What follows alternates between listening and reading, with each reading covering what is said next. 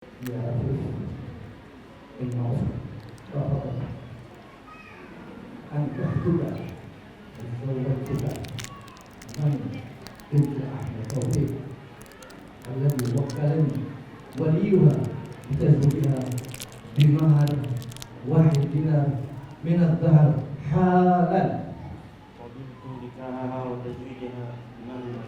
Barakallahu lakum wa barak alaikum jamaah salihan.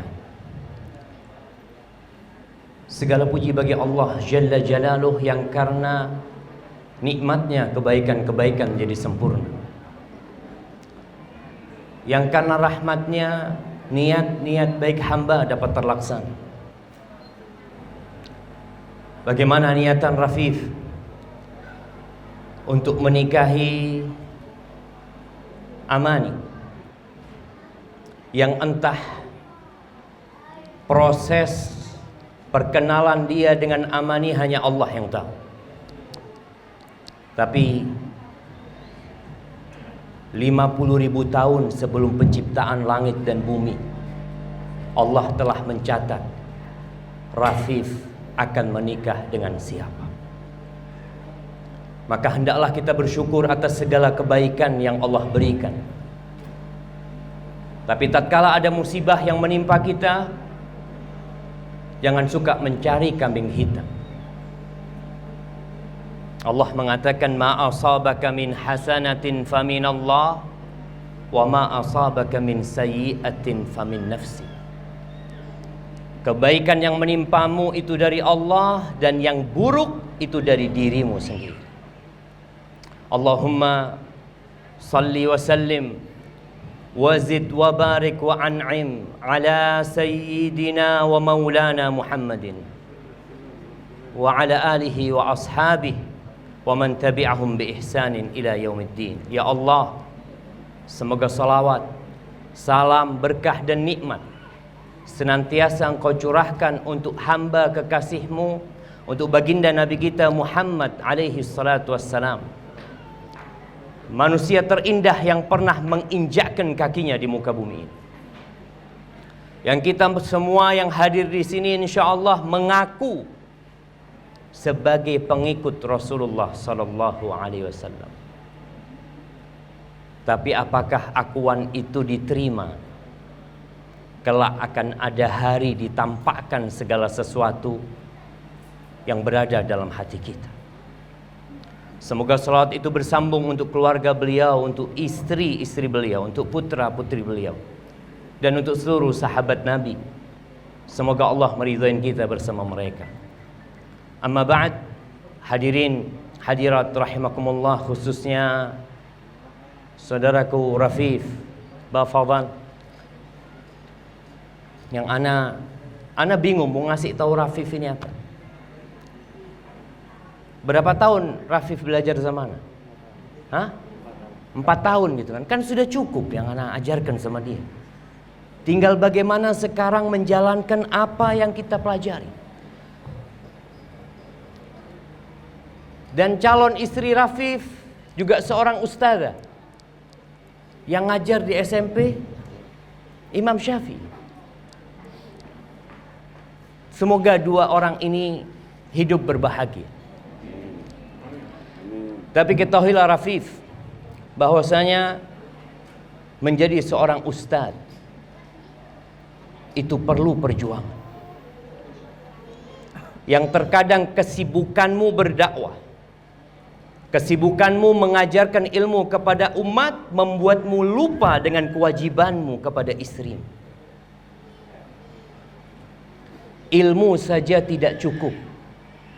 Memang kita semua tahu al-ilmu qabla al-qawli wal amal. Berilmu dahulu sebelum beramal. Kebanyakan kita menikah tanpa ilmu, tapi menikah karena mau. Kita nggak pernah kuliah bagaimana menjadi seorang suami yang baik. Kita juga nggak pernah belajar bagaimana menjadi seorang bapak yang teladan. Yang ada pengalaman. Bagaimana seorang anak melihat bapaknya menggauli ibunya, biasanya itu akan nurun. Bagaimana seorang putri melihat ibunya menggauli bapaknya, biasanya putri itu juga akan mencontoh apa yang dia lihat. Kalau ternyata dia lihat ibunya suka teriak-teriak sama bapaknya, kalau dia jadi istri, dia akan teriak-teriak sama suaminya. Kenapa? Itu ilmu yang dia dapat.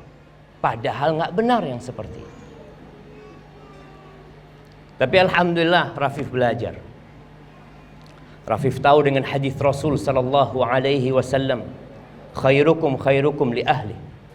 Orang yang terbaik di antara kalian adalah yang paling baik sama keluarganya. Bagaimana Rasulullah sallallahu alaihi wasallam tatkala marah kepada istrinya. Bagaimana Rasulullah sallallahu alaihi wasallam tatkala berada di dalam rumahnya.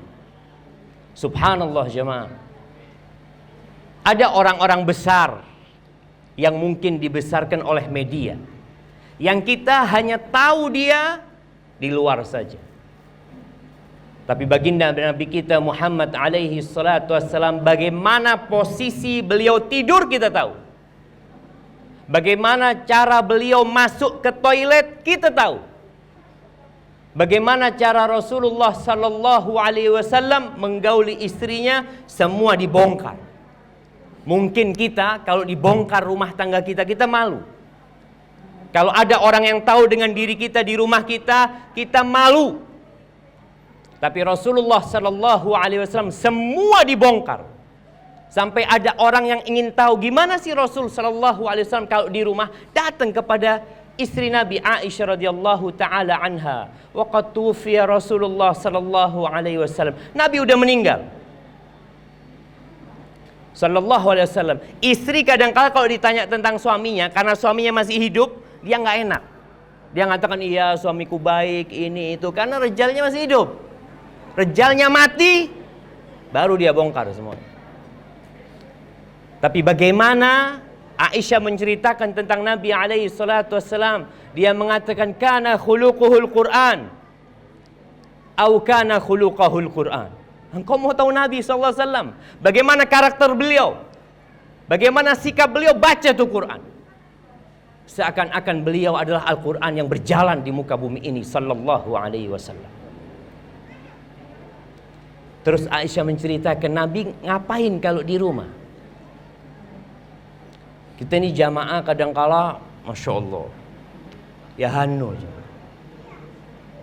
apalagi yang merasa gabail. Rasul SAW di rumahnya itu bantuin harimnya, bantuin istrinya sallallahu alaihi wasallam, kana fi mihnati ahli. Ketika masuk rumah, dan ini yang harus dilakukan oleh seorang muslim. Mungkin dia punya kerjaan di luar rumah, dia punya beban pikiran yang banyak. Apalagi Rasulullah sallallahu alaihi wasallam ngurusin umat. Ketika masuk rumahnya, beliau menjadi seorang suami untuk istri-istri. Kana fi mihnati ahli.